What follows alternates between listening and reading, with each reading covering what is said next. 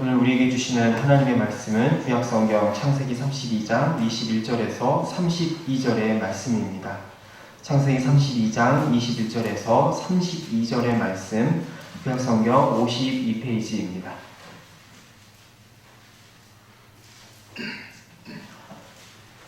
저 여러분이 한 절씩 읽고 마지막 절은 함께 읽겠습니다. 그 예물은 그의 앞서 보내고 그는 무리 가운데서 밤을 지내다가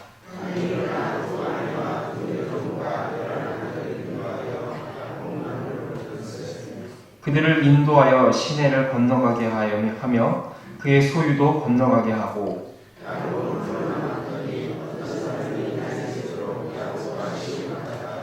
자기가 야곱을 이기지 못함을 보고 그가 야곱의 허벅지 관절을 치매 야곱의 허벅지 관절이 그 사람과 씨름할 때에 어긋났더라.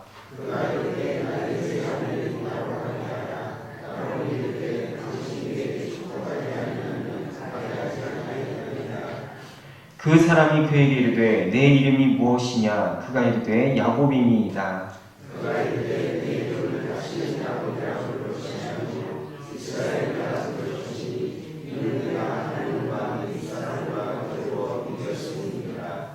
야곱이 청하여 이르되 당신의 이름을 알려주소서. 그 사람이 이르되 어찌하여 내 이름을 묻느냐 하고 거기서 야곱에게 축복한지라.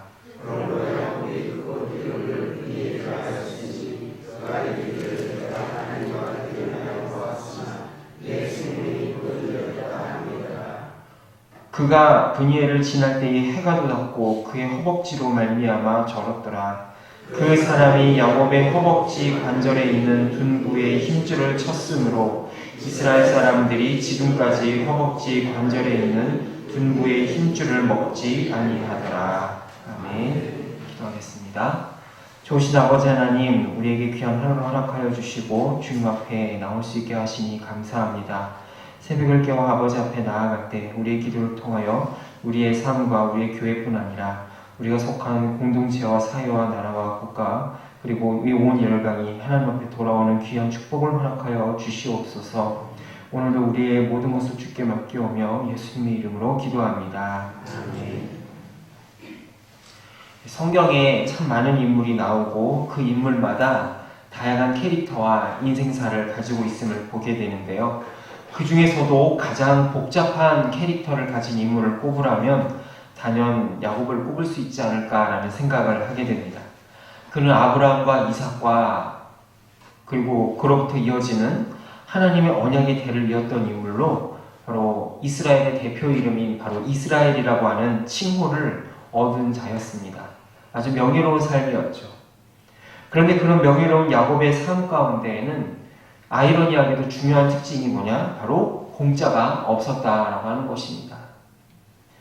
그는 아브라함과 이삭의 뒤를 이어 하나님의 어쨌든 언약의 장자권을 얻었고요. 또 라반 밑에서 일하면서 많은 부를 거머쥐었고 두 아내와 12아들과 한 명의 딸을 얻기까지 수많은 세월을 보냈는데 그 과정에서 그가 겪은 고생은 이루 말할 수 없었습니다. 이런 야곱의 삶을 보면서 우리가 한 가지 확실하게 보게 되는 것이 있습니다. 바로 예수님을 믿고 하나님의 자녀가 되었다라고 하는 것이 우리가 이 세상을 살아가면서 짊어지게 되는 삶의 고통이나 인생의 대가지구를 면제해 주지 않는다라는 것을 말입니다. 그럼 하나님께서 우리의 삶에서 통과하게 된 수많은 연단과 시련, 고통의 순간들은 무엇을 의미하는 걸까요? 믿는 사람이나 믿지 않는 사람이나 똑같이 인생에서 힘든 순간을 지나가고 또 삶의 쓰디쓴 대가지구를 치르는 것은 마찬가지인데 그렇다면 우리가 믿는 그리스도교시나 하나님께서 우리에게 부어주시는 은혜와 축복은 과연 어떤 의미가 있는 것일까요? 창세기 31장에서 그는 라반 몰래 자신의 재산과 가족을 데리고 빠져나오게 됩니다.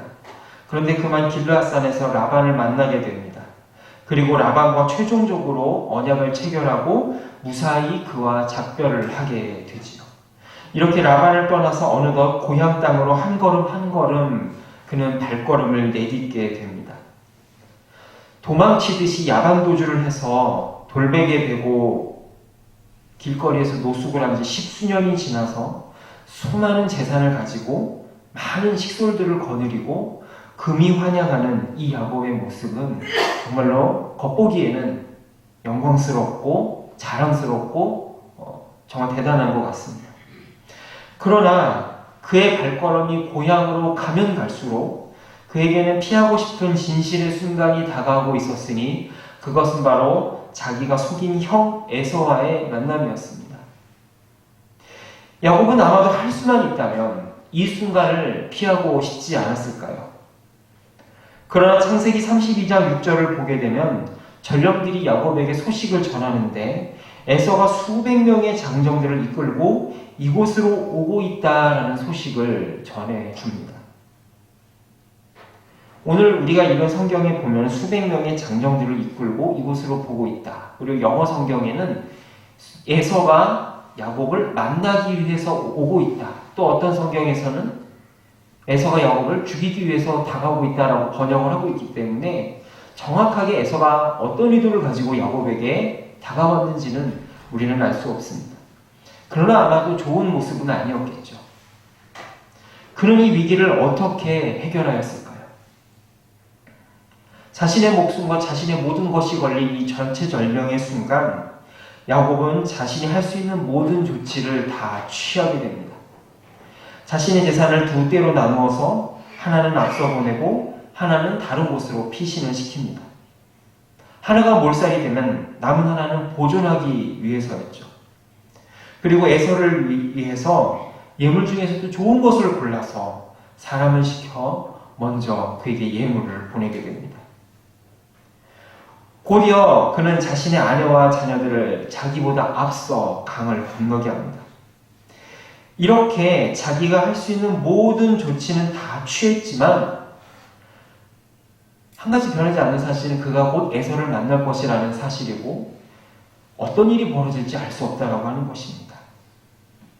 그는 과연 에서를 만나서 무슨 말을 할 수 있을까요?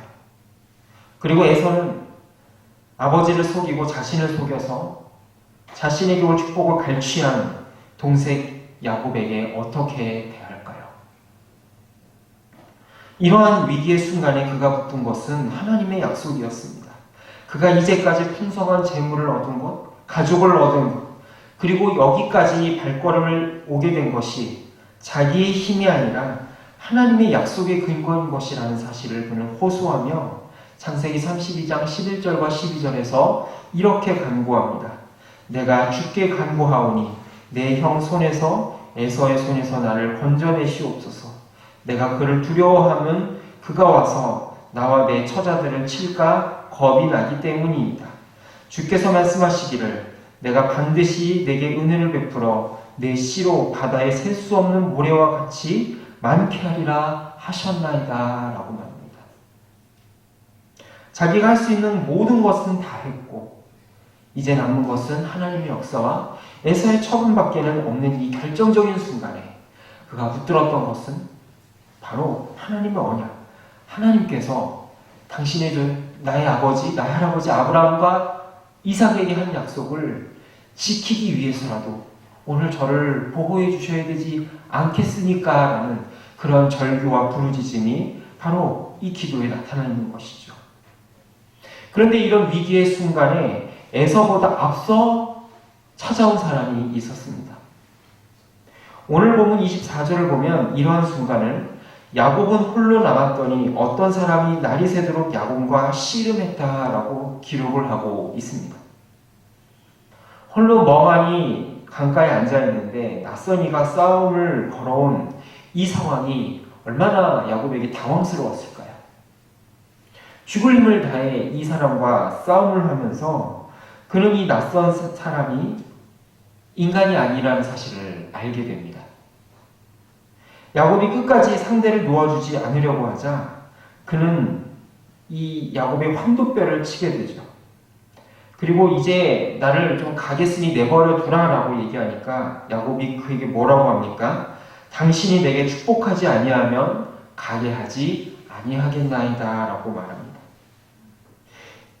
야곱에게 싸움을 걸었던 이는 누구였을까요? 그는 왜 야곱에게 느닷없이 야복강에서 싸움을 걸어왔던 걸까요?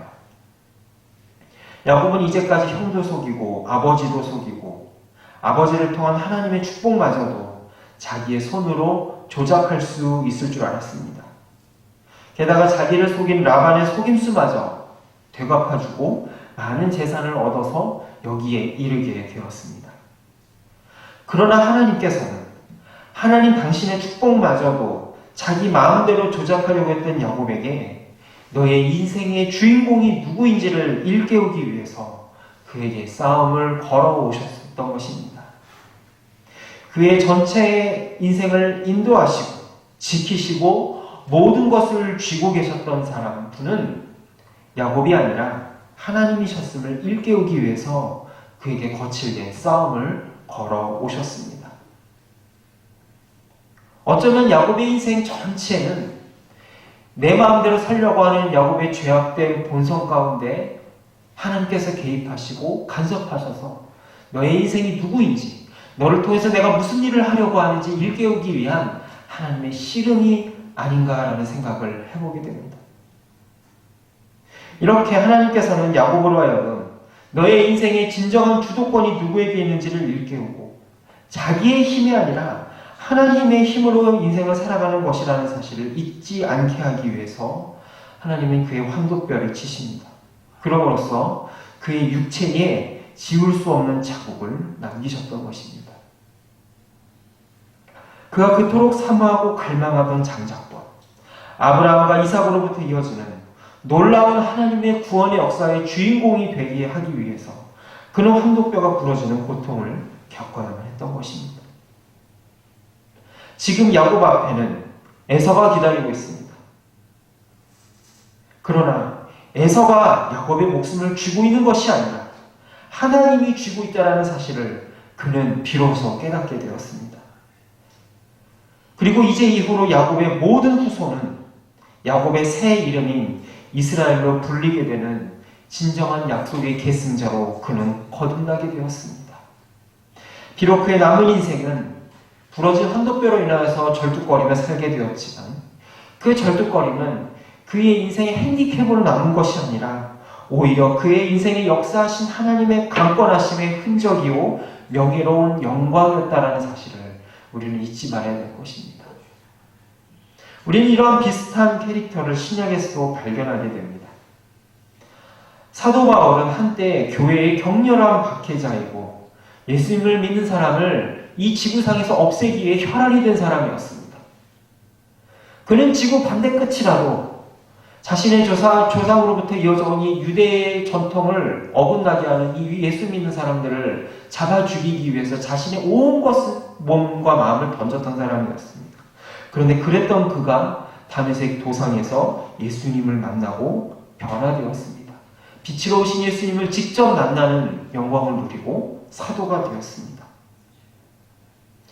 그리고 그 영향 때문인지, 그 강렬한 빛을 본 그 영향 때문인지 그는 평생 눈에 안지를 안고 살아야만 했다라고 교회 역사는 증언하고 있습니다. 그러나 그것은 결코 핸디캡이나 부끄러움이 아니요 오히려 그의 약함으로 인하여서 하나님의 강하심이 드러나게 되는 통로가 되었음을 성경은 우리에게 증언하고 있지 않습니까?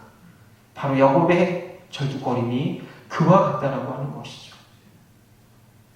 야곱의 인생 가운데 아무리 큰 위기가 닥쳐도 그의 인생을 좌지우지하는 것은 에서도 아니고 라반도 아니고 어떤 외부 위기가 아닌 바로 하나님이셨다는 사실을 주님은 그의 몸에 새겨 넣어주셨습니다. 오늘 우리들의 앞을 가로막는 수많은 에서와 같은 위기들이 있습니다. 그러나 그 수많은 것들은 내 마음대로 살려고 하는 죄악된 우리의 본성 가운데 싸움을 걸어오시는 하나님의 도전이라는 사실을 잊지 마시기 바랍니다. 왜 하나님은 환도뼈를 치시기까지 우리의 삶 가운데 그렇게 거칠게 싸움을 걸어오시는 걸까요? 너는 내 것이다 라고 하는 하나님의 확실한 언약의 주인공들이기 때문입니다. 이렇게 하나님은 우리의 죄악된 본성을 이기고 그분의 흔적을 우리의 삶 가운데 새겨 넣으신다는 사실을 잊지 마시기 바랍니다. 우리가 삶 가운데 겪게 되는 수많은 고통들, 대가집을 혹은 야곱의 절뚝거림과 같이 사도 바울의 안질과 같이 그렇게 하나님께서 내게 좀 거두어 달라고 부르짖는 그런 어떤 고통들도 우리에게 손해가 되게 하는 것이 아니라 오히려 하나님의 살아계심을 보여주는 영광의 통로요 하나님의 역사를 드러내는 귀한 흔적이 될 수 있음을 믿음으로 바라볼 수 있기를 소망합니다. 이 시간 우리가 함께 합심해서 기도하겠습니다. 우리의 삶이 우리의 힘이 아니라 바로 하나님의 주권 아래 있음을 우리가 믿음으로 바라보게 하여 주시옵소서. 함께 합심하여 기도하겠습니다. 또한 이 나라와 민족을 위해서 함께 기도하겠습니다. 우리의 삶이 우리의 힘이 아니라 하나님의 주권 아래 있듯이 아버지 하나님 이 나라와 민족의 운명도 바로 하나님의 손길 아래 있음을 우리가 고백합니다. 어떠한 정치이나 어떠한 돈 많은 경제인이나 어떠한 세력이 달려있는 것이 아니라 바로 하나님이 이 나라를 다스리고 이끌어 가심을 믿음으로 오늘도 우리가 힘차게 살아가게 해주시옵소서. 우리 자신과 우리 나라와 민족을 위해서 함께 합심하여 기도하겠습니다. 살아계신 아버지 하나님, 이 시간 간절히 소망으로 아버지 앞에 나아갑니다. 아버지 하나님, 야곱의 삶 가운데 하나님께서 끊임없이 도전하고 아버지께서 싸움을 걸으셨던 것처럼 아버지 오늘 우리의 삶 가운데 변함이 없이 아버지 하나님 흔적을 새겨 넣으시고 아버지 너는 내 것이라 말씀하시는 그 주님의 음성을 듣게 하여 주시옵소서. 때로는 우리의 삶 가운데 지고 싶은 어떤 것도 아버지 하나님 우리에게 손해가 되지 않게 하시고 너는 내 것이라 말씀하시는 하나님의 아버지 손길임을 잊지 아니하도록 주님 인도하여 주시옵소서. 그 모든 것들이 변하여 쓴뿌리가 변하여 생명수가 되고 아버지 하나님 앞에 자랑거리로 내세울 수 있는 우리의 모든 삶의 흔적이 될 수 있도록 주님 우리를 붙잡아 주시옵기를 간절히 소망하며 기도하오니 역사하여 주시옵소서. 하나님 이 나라 민족을 긍휼히 여겨 주옵소서. 이 나라 민족의 역사와 운명이 바로 하나님 손에 있음을 아버지 앞에 고백하며 나아갑니다. 주님은 이 나라 민족을 긍휼히 여겨 주시고 아버지 하나님 함께 하셔서 아버지 하나님께서 다스리시는 귀한 아버지 하나님 나라가 될 수 있도록 주님 인도하여 주옵소서. 하나님 아버지, 야곱이 절체절명의 위기의 순간에 그의 삶을 붙들고 있음을 보게 됩니다. 또한 우리의 삶 가운데도 하나님의 손길이 있음을 고백하게 됩니다. 우리의 삶 가운데 싸움을 걸어오시기까지 우리에게 간섭하시고 우리를 내버려 두지 아니하시는 하나님의 손길을 경험하게 하여 주옵소서. 야곱이 에서를 앞둔 것과 같은 수많은 위기들이야말로 내가 주인 되어 살아가려는 죄악된 본성 가운데 싸움을 걸어오시는 하나님의 손길임을 고백하오니 우리의 힘을 내려놓고 주께서 우리를 통해 이루실 일들을 기대함으로 나가게 하여 주옵소서. 우리의 삶에 있는 어떤 흔적도 결코 손해가 되지 아니하고 하나님의 영광의 찬송이 되게 하시는 예수 그리스도의 이름으로 기도합니다. 아멘. 주기도로 마치겠습니다. 하늘에 계신 우리 아버지, 아버지의 이름을 거룩하게 하시며 아버지의 나라가 오게 하시며 아버지의 뜻이 하늘에서와 같이 땅에서도 이루어지게 하소서. 오늘 우리에게 일용할 양식을 주시고 우리가 우리에게 잘못한 사람을 용서하여 준 것 같이 우리 죄를 용서하여 주시고 우리를 시험에 빠지지 않게 하시고 악에서 구하소서. 나라와 권능과 영광이 영원히 아버지의 것입니다. 아멘.